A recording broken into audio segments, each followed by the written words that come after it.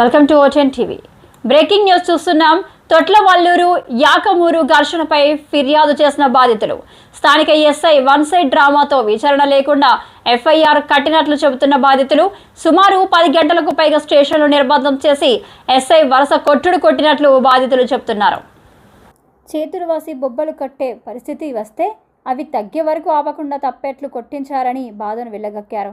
జరిగింది ఒకటి, మాపై చిత్రీకరించింది మరొకటి అని ఆవేదన వ్యక్తం చేశారు. బాధితులు ఫిర్యాదు ఇస్తే తీసుకోలేదని, మాపై దాడి జరిగినా కూడా పట్టించుకోకుండా తిడుతూ స్టేషన్లో భోజనం కూడా పెట్టలేదని వాపోయారు. భోజనానికి డబ్బులు కట్టండిరా, మీ భోజనం మీకు ఎవరు పెడతారు అంటూ డబ్బులు కట్టకపోతే అనడంతో హోటల్ యజమానికి ఫోన్పే చేసినట్లు చెబుతున్నారు. బాధితుల విన్నపం మేరకు ఫిర్యాదు స్వీకరించిన పమిడి ముక్కల సర్కిల్ ఇన్స్పెక్టర్ ఆఫ్ పోలీస్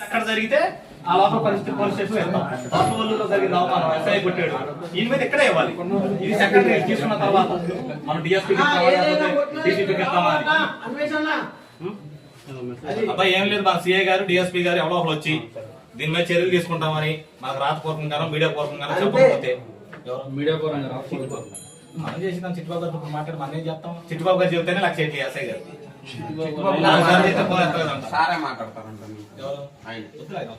మనం మాట్లాడతాం ఎందుకు కానీ మనం మాట్లాడకూడదు. కంప్లైంట్ మాట్లాడే కాదు, మాట్లాడే విషయాలు కంప్లైంట్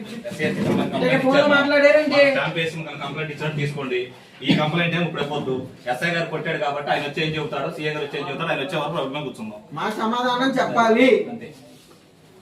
అంటే ఎప్పటికి కూడా స్వతంత్రం వచ్చిన తర్వాత 70 ఏళ్ల చరిత్రలో భారత రాజ్యాంగాన్ని రాసిన మహానుభావుడు మా కులంలో పుట్టుంటే మాకే అన్యాయం జరుగుతుంటే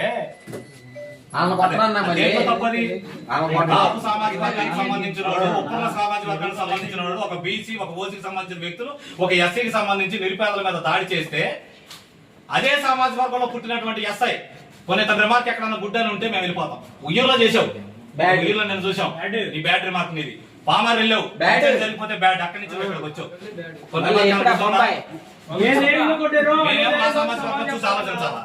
అదే ఏ పోస్ట్ లో ఉన్నారో అదే పోస్ట్ లో ఉంటారు. చిన్న రిమార్క్ ఉన్న పైకి కూడా లేరు.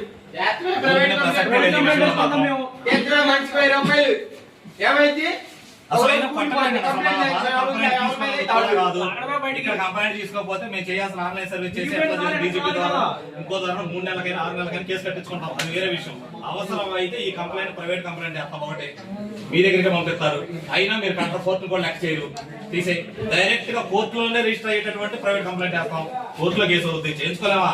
చట్టం తెలీదా? ఏ సెక్షన్ ఏం కడతా తెలీదా? మాకు 302 కట్టలేదు, 307 కట్టలేదు. నువ్వు ఎఫ్ఐఆర్ వేసావు. రిమాండ్కి వెళ్ళే ఖైదీలాగా నువ్వు ఎఫ్ఐఆర్ వేసిన తర్వాత 41 నోటీస్ ఇవ్వాల్సిన పరిస్థితుల్లో తీసుకొచ్చి 15 గంటలు లోపల కూర్చోబెట్టి ఇల్లీగల్ డిపెండ్ చేసి వాళ్ళని ఆ విధంగా నిర్బంధించి వాళ్ళు ఏం చెప్తున్నారు? మరుసటి రోజున లేకపోతే తర్వాత మా కుటుంబాన్ని మేము చూస్తామో లేదో తెలియదు. ఈ రోజుతో మా పని అయిపోయింది, శవాలతో మేము బయటకు వెళ్తామని ఆవేదన వ్యక్తం చేస్తా ఉన్నాం.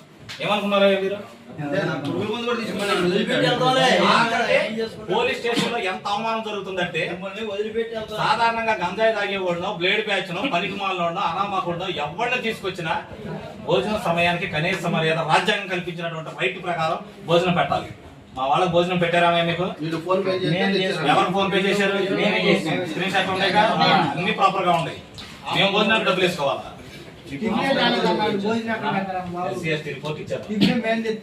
ఎస్ఐ గారు చేసిన దానికి మాత్రం ఎవరో వచ్చి ఐరా విషయం సమాధానం చెప్పేవారు చెప్పచ్చు.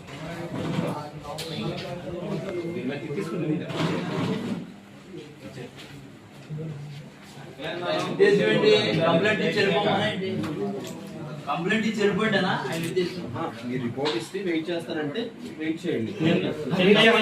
ఎస్ఐ గారి కోసం వెయిట్ చేయడం కాదు, అసలు ఇక్కడ పోలీస్ స్టేషన్ లో జరిగిన దానికి హైర్ అఫీషియల్ ఎస్ఐ గారు మా విషయంలో ఇప్పుడు వచ్చేటడికి ఎక్యూజ్డ్.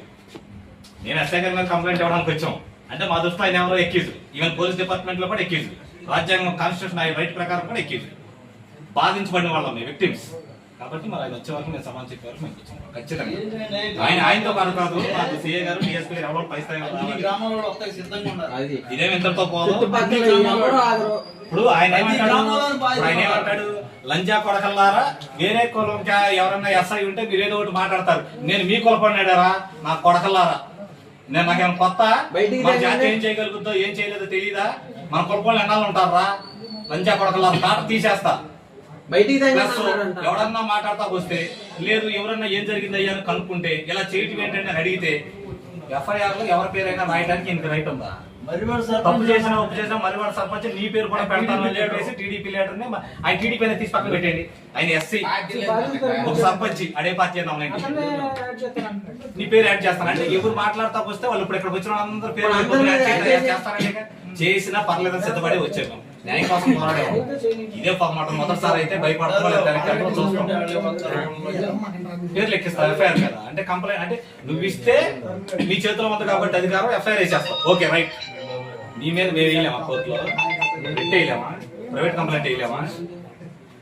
ఏంటా బెదిరింపులు ఏంటండి? పేదవాళ్ళని తీసుకొచ్చి ఆ వదాన ఎదురు కొట్టేసేసి కాళ్ళ మీద కొడితే ఎమ్మెల్సీ ఒక పేపర్ ఇవ్వలేకపోయారు మీరు. కలెక్టరేట్ ఇవ్వాలని స్పందనలు పెట్టాం. ఒక్క పేపర్ ఇవ్వలేకపోయారు. ఏకమూరు తెల్లారగట్ట 4కి తీసుకెళ్ళారు. 4కి కాదన్నా, ఇదే కేసు మనం పెడితే కేసు కట్టలేదు. తెల్లారగట్ట 4కి తెల్లవారుజామున లేదంటే ఎక్కడ దొరికితే అక్కడ ఎవరిని తీసుకొస్తారు?